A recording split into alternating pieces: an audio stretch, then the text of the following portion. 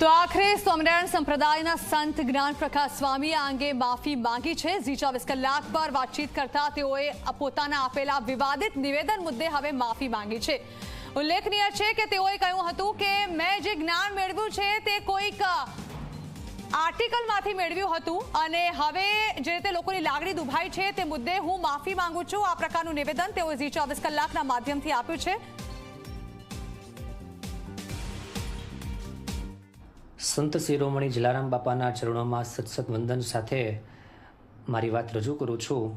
થોડા સમય પહેલાં એક બુકમાં આ પ્રસંગ મેં વાંચેલો અને એ જ પ્રસંગ લોકસત્તા જનસત્તા નામના એક મેગેઝિનમાં પત્રમાં આ પ્રસંગ મેં વાંચેલો અને મને એવું લાગ્યું કે આમાં જલારામ બાપાની ખૂબ સારી વાત કરવામાં આવી છે। તો બાપાના મહિમા વિષયક આ વાત કરેલી, જલારામ બાપાના કાર્ય તેમજ અયોધ્યામાં જે બાપાનો સદાવ્રત ચાલે છે અને ભગવાનનો થાળ થાય છે એ અંતર્ગત વાત કરેલી। એમ છતાં કોઈ પણ સમાજને કે કોઈ પણ વ્યક્તિને મારી વાતે કરીને દિલ દુભાણું હોય તો સાચા દિલથી માફી માગું છું અને એ વિડીયો અમે તરત જ હટાવી લીધો છે। ધન્યવાદ।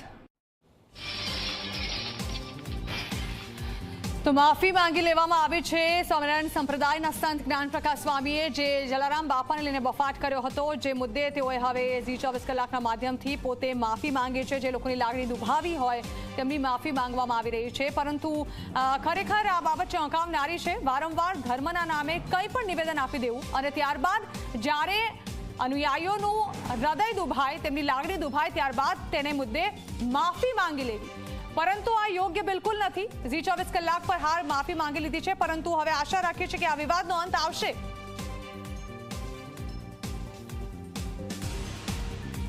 સંત શિરોમણી જલારામ બાપાના ચરણોમાં સત્સંગ વંદન સાથે મારી વાત રજૂ કરું છું। થોડા સમય પહેલાં એક બુકમાં આ પ્રસંગ મેં વાંચેલો અને એ જ પ્રસંગ લોકસત્તા જનસત્તા નામના એક મેગેઝિનમાં પત્રમાં આ પ્રસંગ મેં વાંચેલો અને મને એવું લાગ્યું કે આમાં જલારામ બાપાની ખૂબ સારી વાત કરવામાં આવી છે। તો બાપાના મહિમા વિષયક આ વાત કરેલી, જલારામ બાપાના કાર્ય તેમજ અયોધ્યામાં જે બાપાનો સદાવ્રત ચાલે છે અને ભગવાનનો થાળ થાય છે એ અંતર્ગત વાત કરેલી।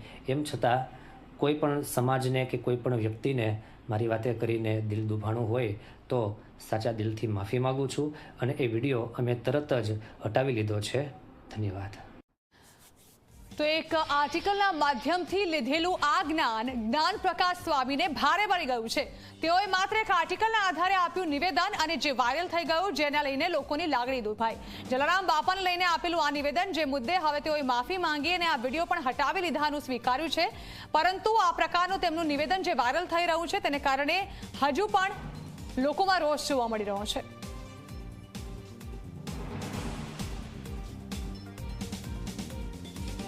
તો 24 કલાક પર સૌથી પહેલા જ્યારે જ્ઞાન પ્રકાશ સ્વામી સાથે વાતચીત કરવામાં આવી ત્યારે તેઓને આ મુદ્દે ભાન થયું અને તેઓએ જણાવ્યું કે તેઓએ જે આ જ્ઞાન આર્ટિકલના માધ્યમથી લીધું હતું તે બદલ તેઓ હવે માફી માંગે છે અને લોકોની લાગણી પણ જો દુભાઈ હોય તો આ મુદ્દે તેઓ માફી માંગી રહ્યા છે।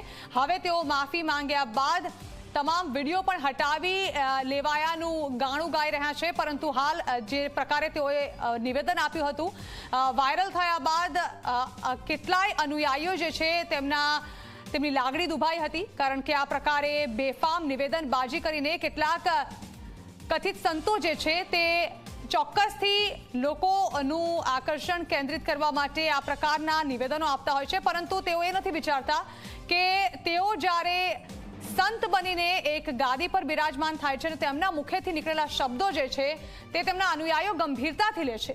આ પ્રકારની બેફામ નિવેદનબાજી અને કંઈ પણ વિચાર્યા વગર અને કોઈ પણ સોર્સથી પોતે જ્ઞાન લઈ અને ત્યારબાદ તે મુદ્દે પોતાના ભક્તો અને અનુયાયીઓ સામે બોલવું તે મૂર્ખતાભર્યું પણ સાબિત થઈ શકે તેમ છે। લોકોની ધાર્મિક લાગણી ચોક્કસથી દુભાય છે આ પ્રકારના નિવેદનોથી, પરંતુ તે છતાં પણ કેટલાક સંતો દ્વારા આ પ્રકારની બેફામ નિવેદનબાજી લગાતાર કરવામાં આવે છે। આ મુદ્દે કેટલાક સનાતની બાપુ સાથે પણ અમારી વાતચીતથી રામેશ્વર બાપુ અમારી સાથે જોડાયા હતા। તમામ એક જ નિવેદન આપી રહ્યા છે કે કોઈ પણ ધર્મને, કોઈ પણ સંપ્રદાયને નીચું બતાવીને આગળ પોતાના સંપ્રદાયને ફલિત કરવાની જે ભાવના છે તે ખૂબ જ દુઃખદ છે।